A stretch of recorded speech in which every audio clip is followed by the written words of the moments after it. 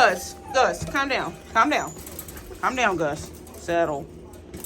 Yeah, oh, you're so cute. Hi, dude. What are you doing? What is this? What is happening? Are you rolling over? Okay, come on, let's go.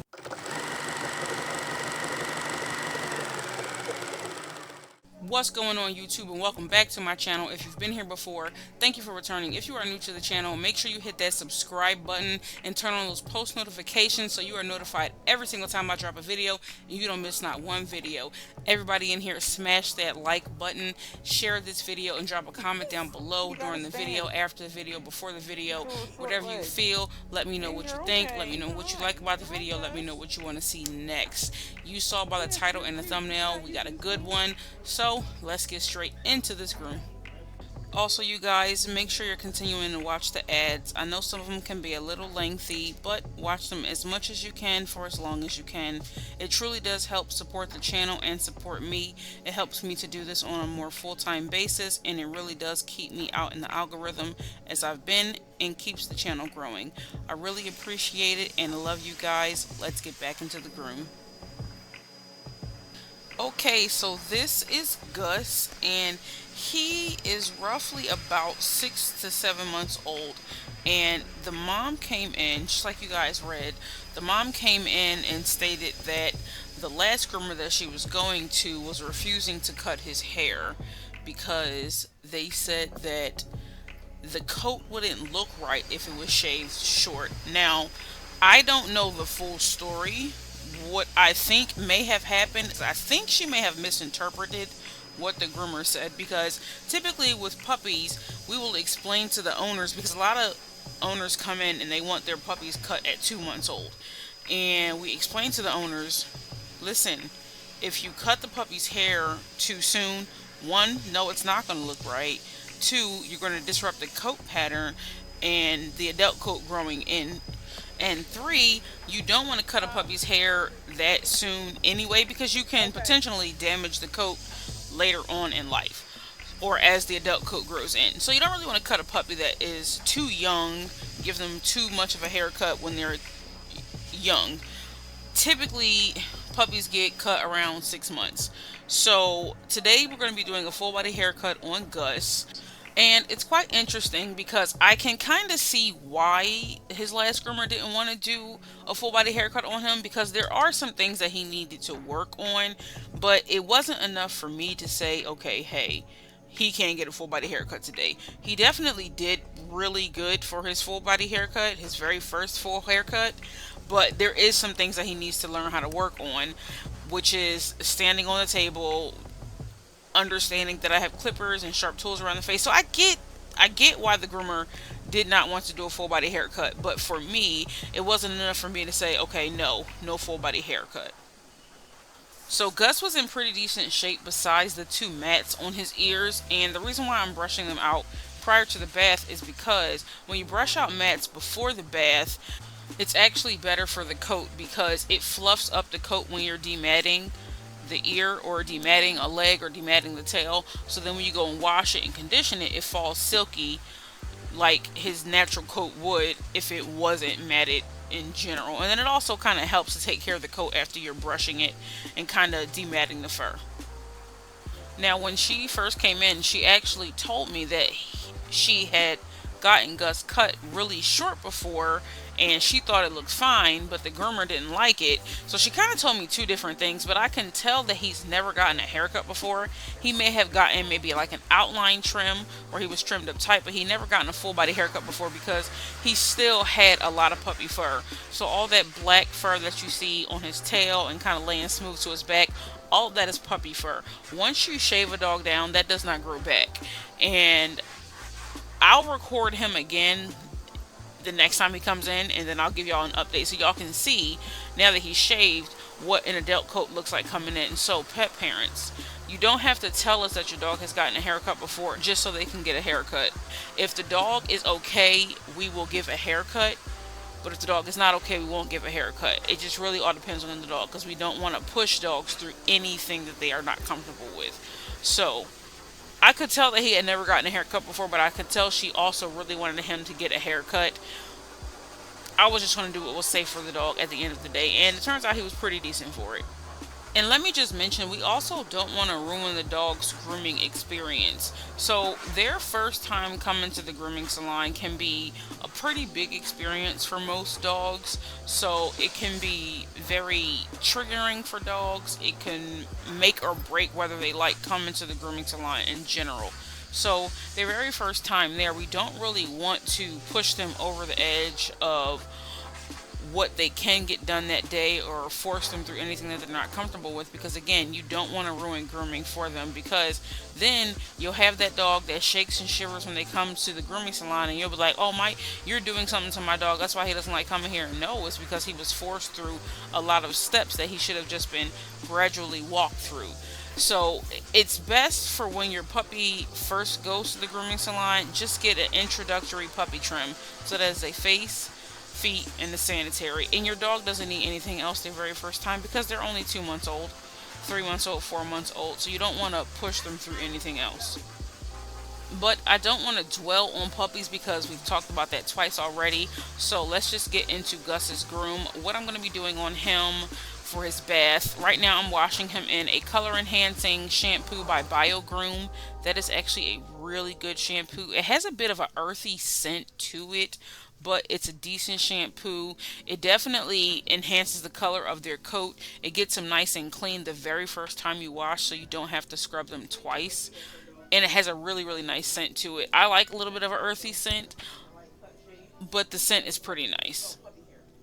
So that's going to be his first wash. His second wash, I'm going to be washing him in the orange shampoo that you see in the screen. So that is a protein shampoo that conditions as well. So I did not put any conditioner on him because that already has conditioner in it.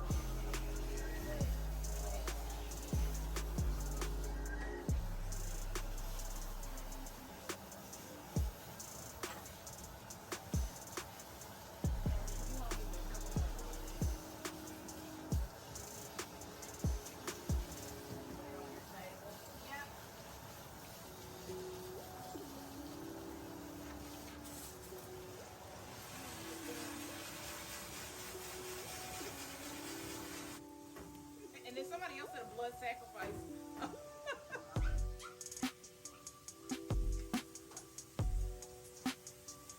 But everybody dilutes it. But I tried to dilute it before, and it made it worse. Yeah, I feel like it made it worse for me. Oh, but you know I also used it on Beta.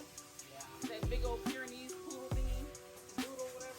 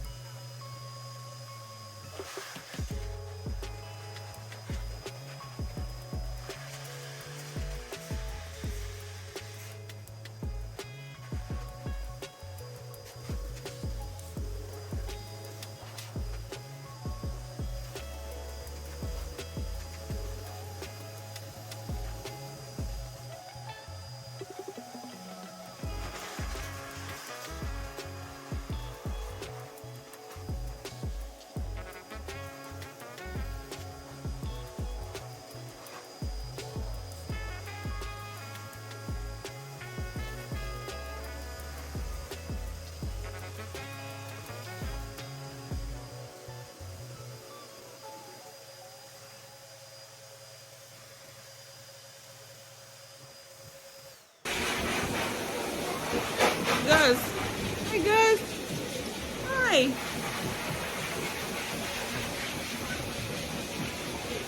Yes.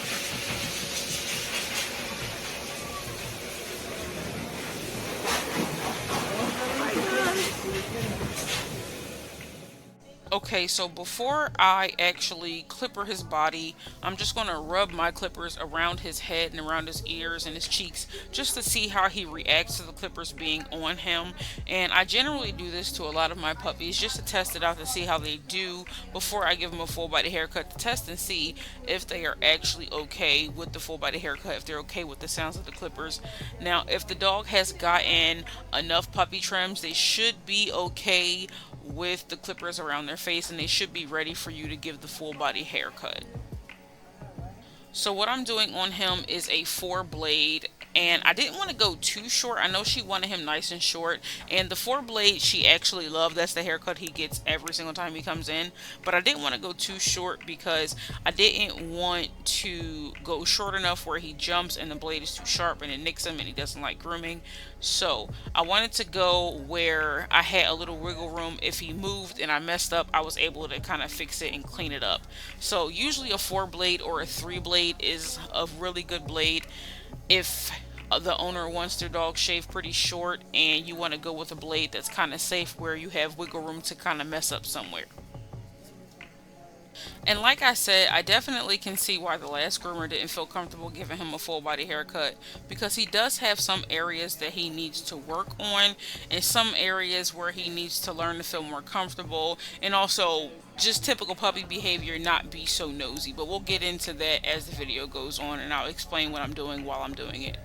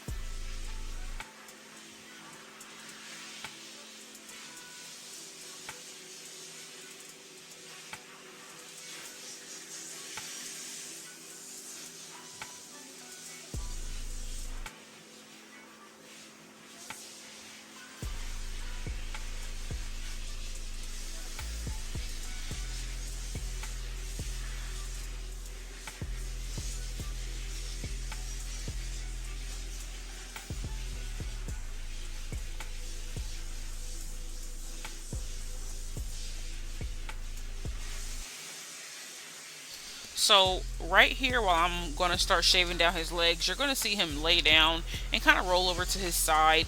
A lot of people in the comments, or just a lot of people in general, like people looking in who don't really know or recognize the signs, they feel like the dog is tired, because I do see a lot of people saying that the dog is tired, give it a break. But in actuality, this is a dog being passive aggressive to something that they don't want done. So right here where he's like, I'm not going to stand, I'm going to flatline. That's kind of like a passive aggressive way of like, okay, I don't want you doing what I'm going to do, so I'm going to make it really, really, really difficult for you. And at first, it was the table, but dogs then realized throughout the grooming experience, okay, they're not going to fall. So you have to kind of learn to decipher the two. And sometimes it can be hard because you never really know what a dog is thinking. But generally, like right here, I'm lifting up his leg, even though he's on the belly band. If he was truly afraid of the table, he would still be kind of sprawled out, scared to move or whatever. But I'm lifting up his leg with no issues, which shows me that everything he was doing prior to being on the belly band was passive aggressive, him trying to get me to stop doing what I'm doing. But when you are working with a puppy that you want to behave better on the table, you can't stop what you're doing. You have to actually continue, because if you stop, it teaches them bad behaviors. Also, be selective with what you're saying to the dog on the table. So I know you guys laugh at me when I'm talking to the dogs, but I think it actually helps the dogs. Now, also, it just really depends on what I'm saying and how I'm correcting the dogs, because sometimes you have to be choiceful with your words and your tone of the voice, because if you're trying to do a stern correction on a dog but you're doing it in a high pitched voice, the dog is now confused, because high pitched voices to dogs typically mean a good thing. So if you're correcting in a high pitched voice, that's something a little confusing to them, because they don't know whether they're doing something good or something bad. So that's why when I'm correcting a dog, I will use a mom voice, and then when I'm praising a dog, I'll use, well, it's really like another mom voice, but it's like a kitty sound to it, I guess.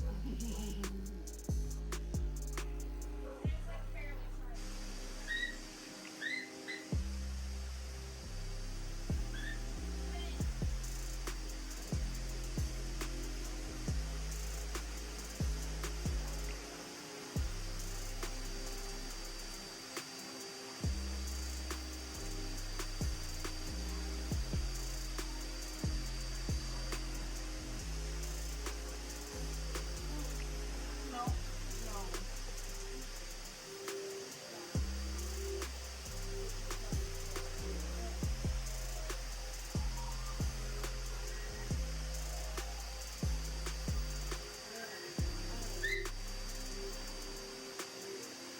So now that I did a four blade on his body, I'm going to go and do what is a equivalent or proportion to his head.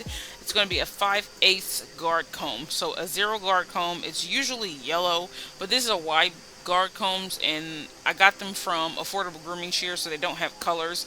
After I got these, they then came out with guard combs that have colors. So if you go get the new guard combs, the zero guard comb should be yellow, but a zero guard comb is equivalent to a four blade when you're going for the face, because you go in reverse. So you don't want to go too short on the head where it'll look uneven. So I opted for a zero guard comb. So what I want to say, I know I hadn't gotten to his scissoring and doing the rest of his legs and his body in a sanitary. So what I kind of figured out with grooming, and this I want to say has been in the past maybe month two or so. When you go through and you're doing grooming, you want to get all your major clipper work done. So you want to shave down the body and then switch to your guard comb and do the head. You don't have to finish scissoring the head and complete the head, but you want to get that major clipper out of the way first. So you're done with that. Then you want to go through with your little clippers, which is my black clippers. Those are my quiet clippers. I typically use those on puppies or anything face, feet, or sanitary related, as long as they're cooperating with me. I actually need a new blade on there because they're kind of dull. But I use those for the face. You saw me scoop the eyes, then the sanitary paw pads and things like that, because I'm trying to get everything out of the way step by step, and that actually helps me to move faster with the grooming process. So as of lately, I can knock the grooming haircut out in like 30 to 45 minutes because I have steps. So major clippers out the way, then you get your little clippers out the way, so face, feet, and sanitary, then you do your nails, and then you go through and you scissor everything else. And I promise you, it's going to make you a faster groomer. I've learned it's so much easier that way.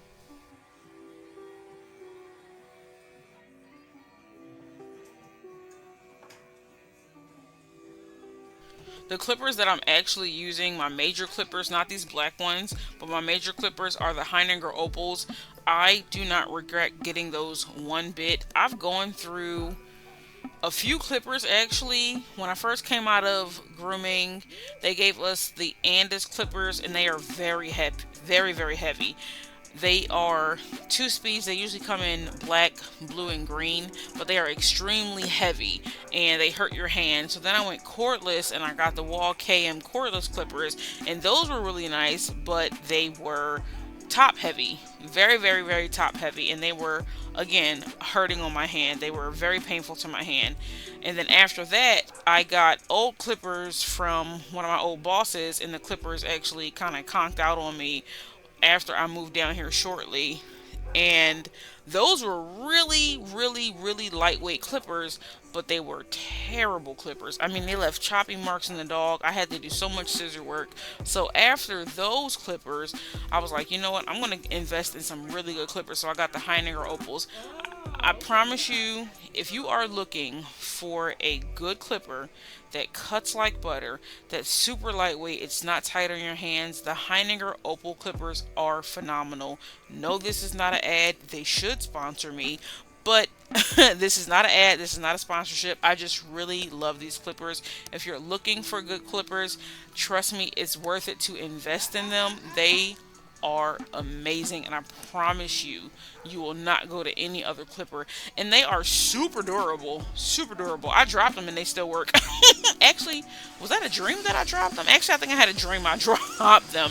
That didn't actually happen. One of my old friends, no, one of my friends up north, one of my old coworkers, she chucked hers across the room by accident, and they still work phenomenal. They're great clippers. I promise you, if you're looking for good clippers, invest in them.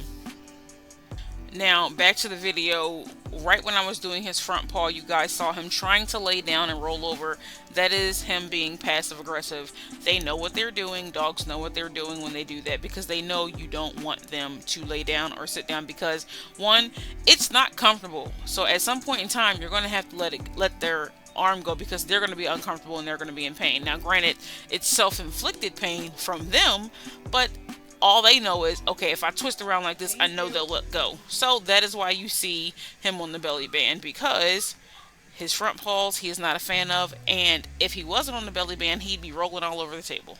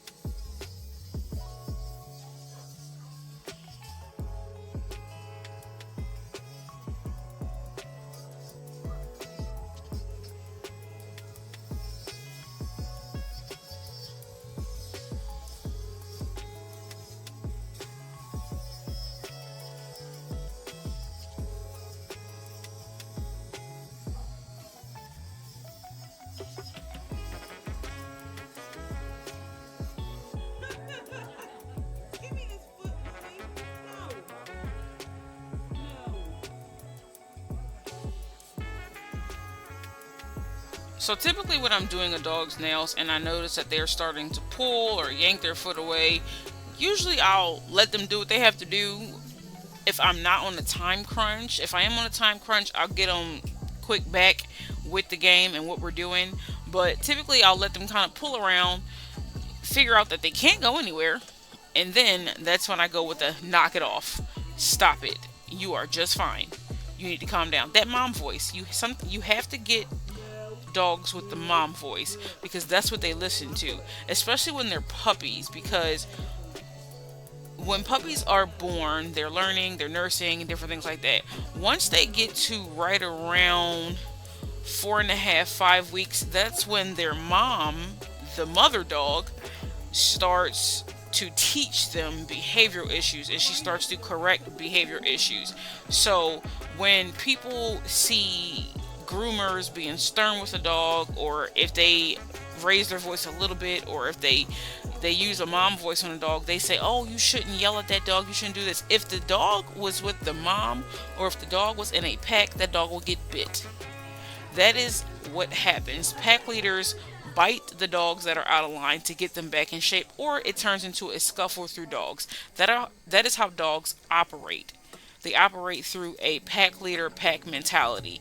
So when you see me stern with a dog, when you see another groomer like get in the dog's face, knock it off, like make that eye contact, that is teaching a dog good behavior and correcting bad behavior, and pretty much operating on the hierarchy that dogs operate on, trying to make it so they understand what you're doing. So when you have a dog like that and you're working with a dog like that, don't give up. Don't allow them to become the dominant one in whatever situation that you're dealing with a dog, because once you do that, you've then lost. And it's so hard to get a dog to turn around from that, because in their mind they're the pack leader and you don't want them to be the pack leader. Don't be that pet parent that goes to the grooming salon that's afraid of their own dog. I cannot tell you how many people come in and they're afraid of their own dog. I think I said before, there's someone that comes in and she has this little tiny, like 4 pound dog, and she's terrified of her own dog. Don't be that person. Don't let your dog walk all over you, especially not no 4 pound dog, because what is that little tiny thing gonna do?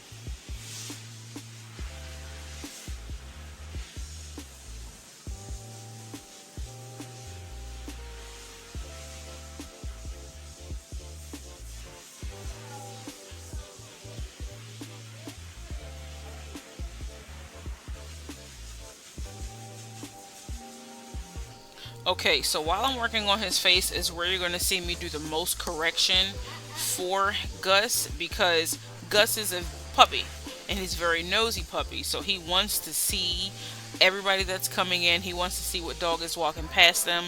He wants to know what that person is doing to the left of him, to the right of him, behind him. He wants to see all of that.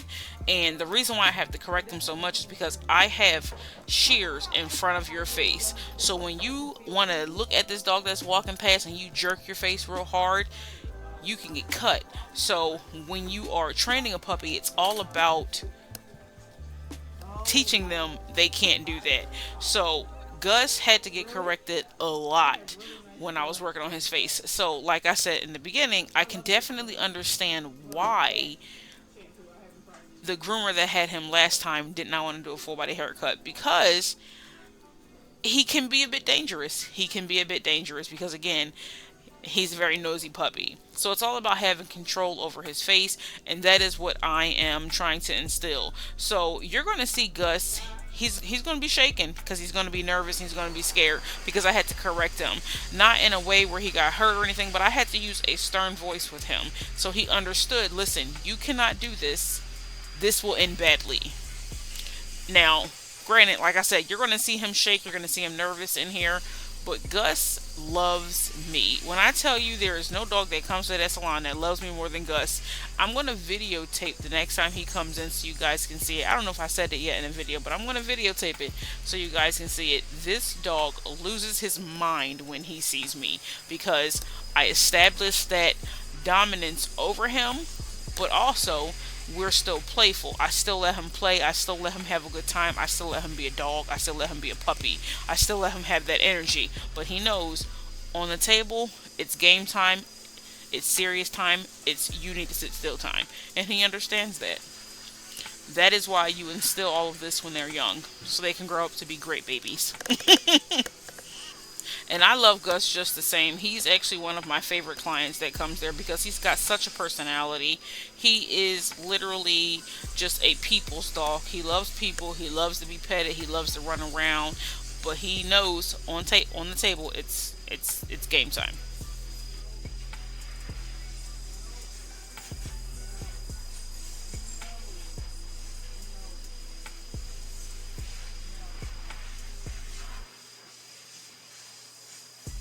Also, I can't really attest and say that dogs thinks this way because I don't know. Actually, I really don't know. But when you are correcting a dog and you're stern with the dog and then they start shaking, I feel like they do that so you can lighten up and give them some attention, because as soon as you're like, "Oh, I'm sorry, it's okay," they back to their happy self again. Like, you're not going to trick me. I see your MO, little puppy. Again, I don't know if they actually think that way, but sometimes I feel like they do, because they're like kids in a sense. Like, oh, you just yelled at me. I'm gonna make you feel bad. I'm really sad. I don't feel bad. Don't do that. Don't do that. You can play once we're done. But this right here, you need to listen.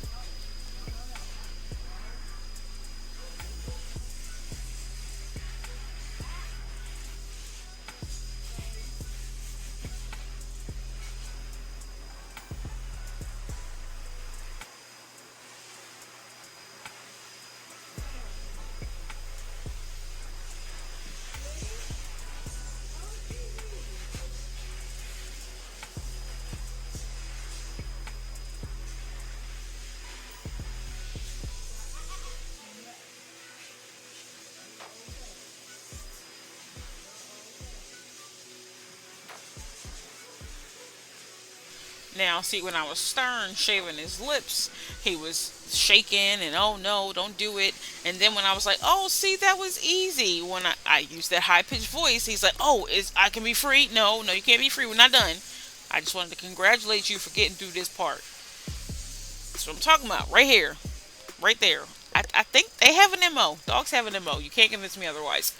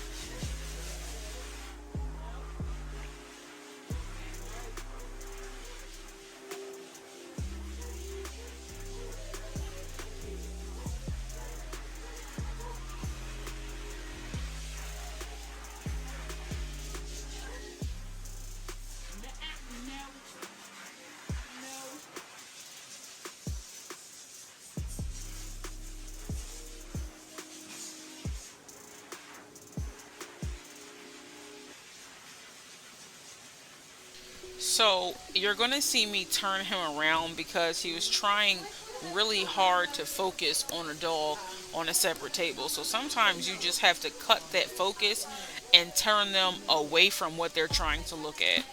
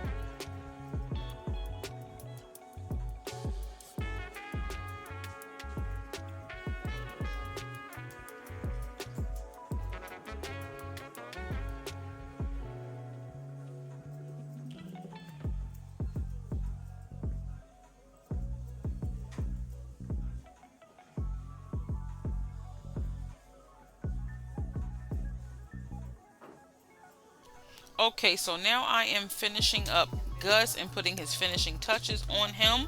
So we're going to take a quick flashback look at his before. This is what it looked like when he first came in, and this is his after. I think he looks absolutely adorable in a shortcut. His mom fell in love with the haircut, absolutely loved it. I hope you guys enjoyed this video and enjoyed this groom.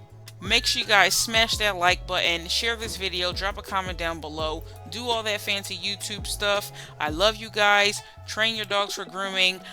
Make sure you watch every video straight through. Watch those ads. Enjoy the videos. I'll catch you in the next one. Love you guys.